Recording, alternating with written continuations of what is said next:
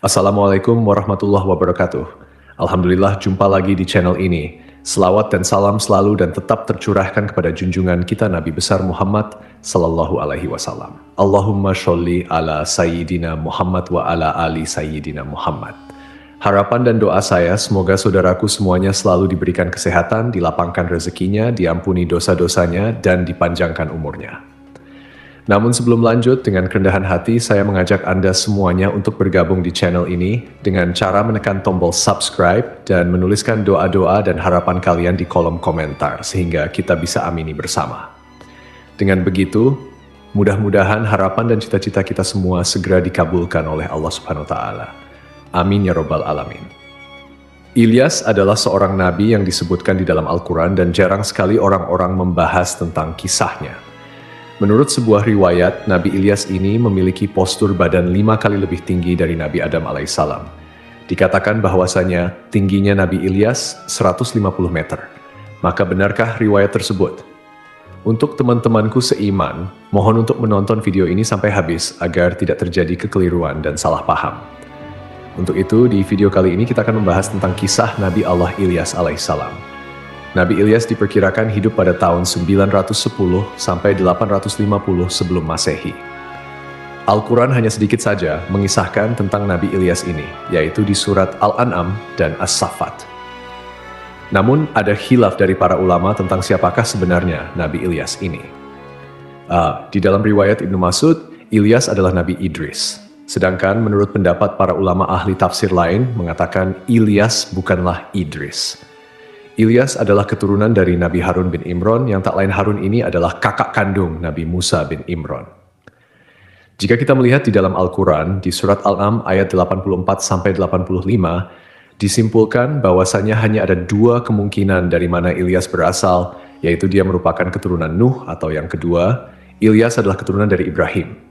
Dan jika melihat dari silsilah Nabi Idris, Idris bukanlah keturunan Nuh, apalagi Ibrahim. Idris hidup dan diutus jauh sebelum kedua nabi tersebut. Jadi pendapat sebagian besar para ulama mengatakan Ilyas bukanlah Idris, tetapi beliau adalah keturunan dari Nabi Harun alaihissalam, nabi yang berasal dari kaum Bani Israel. Imam Ibnu Katsir telah meriwayatkan dalam bukunya tentang silsilah keluarga Nabi Ilyas. Ini bermula dari kisah Nabi Harun yang merupakan leluhur dari Nabi Ilyas alaihissalam. Harun diangkat menjadi nabi oleh Allah Subhanahu wa taala pada masa Nabi Musa. Jadi, setelah Musa diangkat menjadi nabi, Musa memohon kepada Allah Subhanahu wa taala untuk mengangkat Harun, yang tak lain adalah kakak kandung Nabi Musa untuk menjadi nabi juga.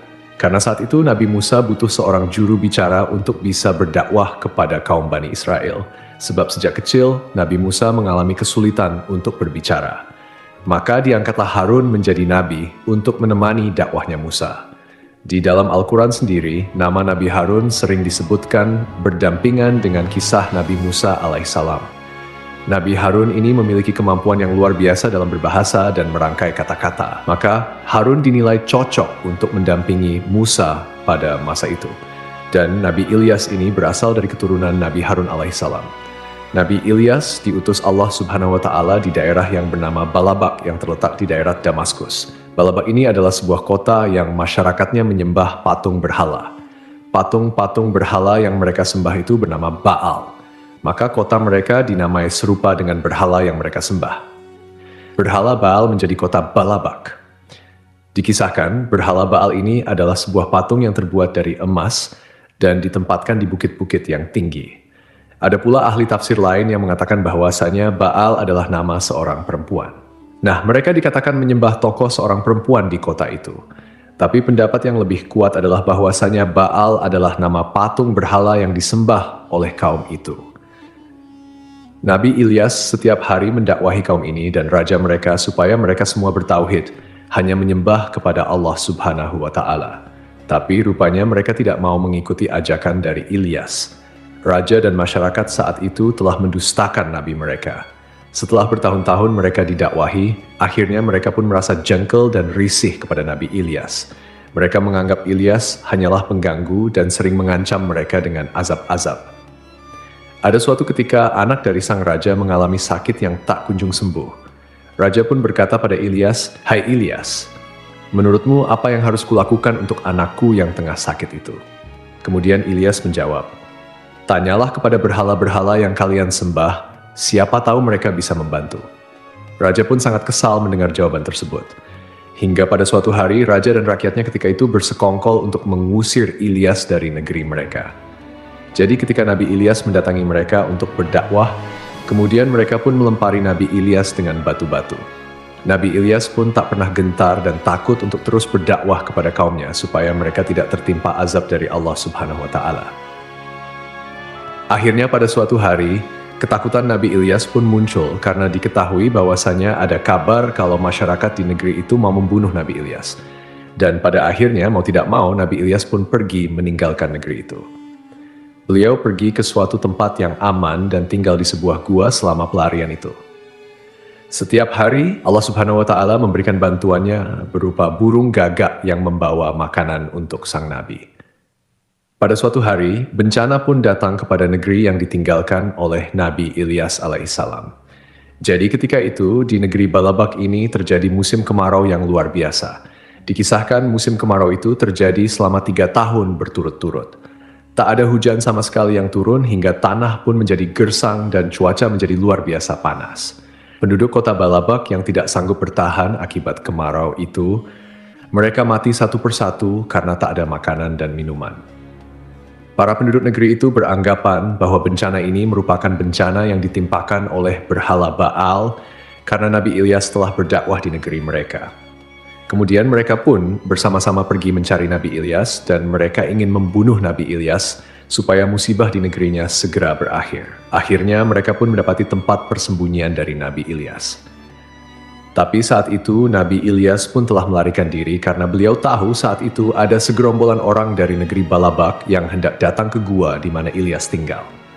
Nabi Ilyas pun terpaksa lari dengan cara menyusuri sungai hingga sampailah Nabi Ilyas di sebuah rumah tua yang kecil.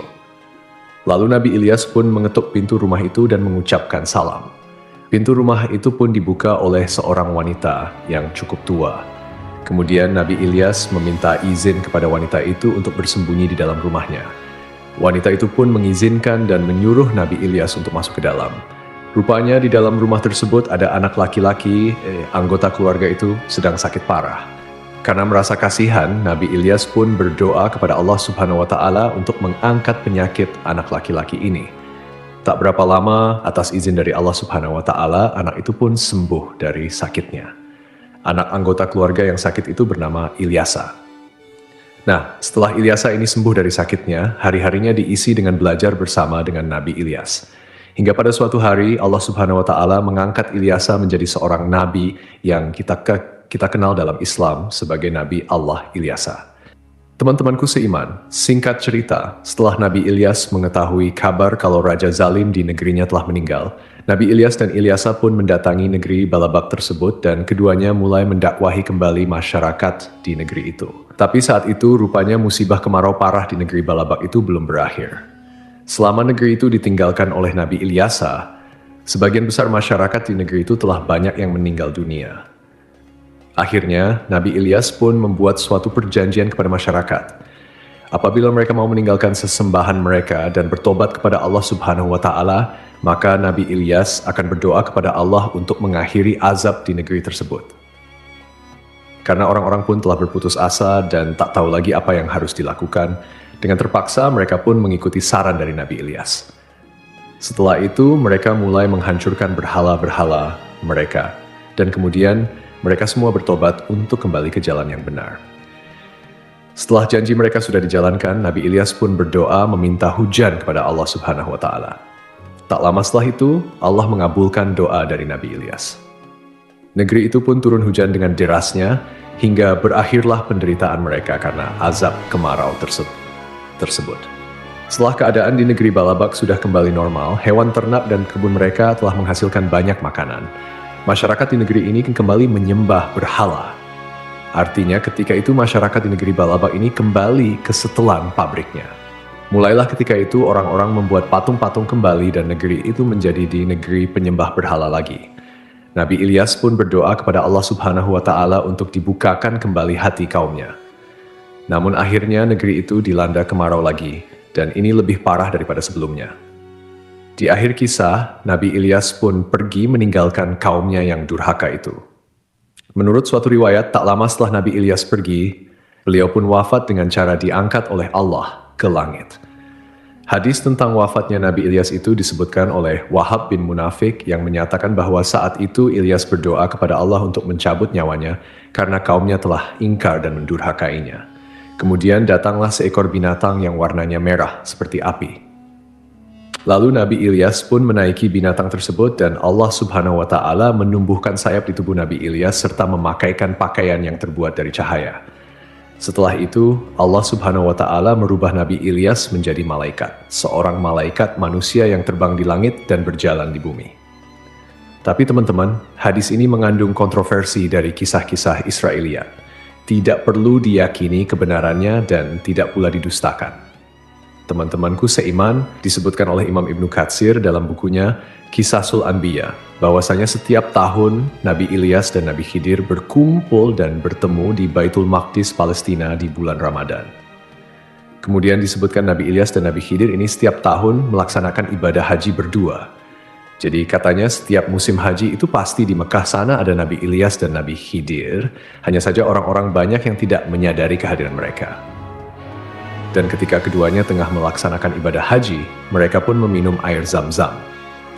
Nah, setelah mereka meminum air Zam-Zam, perut mereka akan kenyang selama 1 tahun penuh. Jadi selama 1 tahun mereka tidak akan memakan makanan apapun, mereka hanya akan minum air Zam-Zam saja di musim haji. Tapi Ibnu Katsir juga menyebutkan tidak ada dalil yang sahih tentang kisah hadis-hadis tersebut. Ibnu Katsir juga berpendapat bahwasanya Ilyas dan Khidir telah lama wafat. Ada juga kisah yang cukup aneh yang dikisahkan oleh Imam Al-Baihaqi. Kisahnya begini teman-teman, pada suatu hari ketika Rasulullah dan para sahabatnya sedang melakukan suatu perjalanan, kemudian mereka pun singgah di suatu lembah. Salah seorang dari sahabat mendengar sayup-sayup ada yang sedang berdoa di lembah itu. Orang yang berdoa itu mengatakan, "Ya Allah, jadikanlah aku umatnya Muhammad sallallahu alaihi wasallam yang dirahmati, diampuni, dan diterima taubatnya." Anas bin Malik berkata, kemudian kulihat sumber suara tersebut, ternyata orang yang sedang berdoa itu adalah seorang laki-laki yang tingginya 300 hasta. 300 hasta ini kira-kira sekitar 150 meter. Luar biasa dan di luar nalar ya teman-teman. Orang ini malah jauh lebih tinggi dari Nabi Adam yang tingginya hanya 30 meter. Kemudian orang yang tinggi besar itu berkata pada Anas, "Hai, siapakah engkau?" Anas pun menjawab, "Aku adalah Anas bin Malik, pembantu Rasulullah Shallallahu Alaihi Wasallam." Orang tinggi besar itu berkata, "Lalu di manakah sekarang Nabi Muhammad Alaihi Wasallam?" Anas menjawab sambil menunjuk ke suatu tempat, "Itu di sebelah sana, beliau sedang mendengarkan pembicaraanmu." Orang itu berkata, "Wahai Anas, pergilah engkau kepada Muhammad Shallallahu Alaihi Wasallam dan sampaikan kepada beliau, saudaranya Ilyas mengirim salam kepadanya." Anas pun kemudian mendatangi Nabi Shallallahu Alaihi Wasallam dan menyampaikan pesan dari orang tinggi besar tadi, yang ternyata orang itu adalah Nabi Ilyas alaihi salam. Maka Rasulullah Shallallahu Alaihi Wasallam pun bangkit dari duduknya dan pergi menemui Ilyas. Setelah keduanya bertemu, mereka pun berpelukan, diteruskan dengan mengobrol. Setelah itu Nabi Ilyas yang tingginya 150 meter itu pun berkata, "Ya Rasulullah Shallallahu Alaihi Wasallam, aku tidak pernah makan kecuali hanya sekali dalam 1 tahun. Dan inilah hari di mana aku harus makan. Bagaimana kalau sekarang kita makan bersama, wahai Rasulullah Shallallahu Alaihi Wasallam?" Kata Anas, tiba-tiba turun ada makanan dari langit, kemudian Nabi Ilyas dan Rasulullah Shallallahu Alaihi Wasallam pun makan berdua. Selepas makan, kami pun salat asyar berjamaah. Kemudian kami pun pergi melanjutkan perjalanan dan meninggalkan Nabi Ilyas di tempat itu. Kata Imam Baihaqi yang meriwayatkan hadis ini adalah hadis yang sangat parah. Kisah ini juga diriwayatkan di dalam kitab Al-Mustadrak karya Imam Al-Hakim. Dan Imam Ibnu Katsir menyatakan kisah tentang Ilyas yang tinggi besar itu adalah hadis yang palsu karena menyelisih hadis-hadis yang sahih dari banyak sisi. Imam Ibnu Katsir juga memberi contoh dalam hadis sahih. Rasulullah Shallallahu Alaihi Wasallam pernah bersabda, "Sesungguhnya Allah menciptakan Adam yang tingginya 60 hasta. Kemudian setelah generasi setelah Adam, tinggi manusia akan semakin tambah pendek. Jadi artinya tidak ada manusia yang diciptakan Allah Subhanahu wa taala lebih tinggi dari Nabi Adam. Sementara di kisah tadi, Nabi Ilyas tingginya 150 meter, 5 kali lipat lebih tinggi daripada Adam. Kemudian Imam Ibnu Katsir juga mengatakan di kisah hadis itu Rasulullah Shallallahu Alaihi Wasallam yang berdiri kemudian mendatangi Ilyas. Ini sesuatu yang tidak benar. Harusnya Ilyaslah yang harus mendatangi Rasulullah Shallallahu Alaihi Wasallam, karena itulah adabnya. Dan karena Rasulullah Shallallahu Alaihi Wasallam adalah nabi di antara nabi yang paling mulia, maka dari itu Imam Ibnu Katsir dengan tegas mengatakan kalau riwayat hadis itu palsu. Wallahu a'lam bishawab. Jadi itulah kisah Nabi Allah Ilyas. Semoga kisah ini bermanfaat. Lebih dan kurangnya mohon dimaafkan. Yang benar datangnya dari Allah Subhanahu wa taala. Khilaf atau keliru itu datangnya dari saya pribadi sebagai manusia biasa. Sampai ketemu di kisah-kisah seru yang penuh makna selanjutnya. Saya akhiri, wassalamualaikum warahmatullahi wabarakatuh.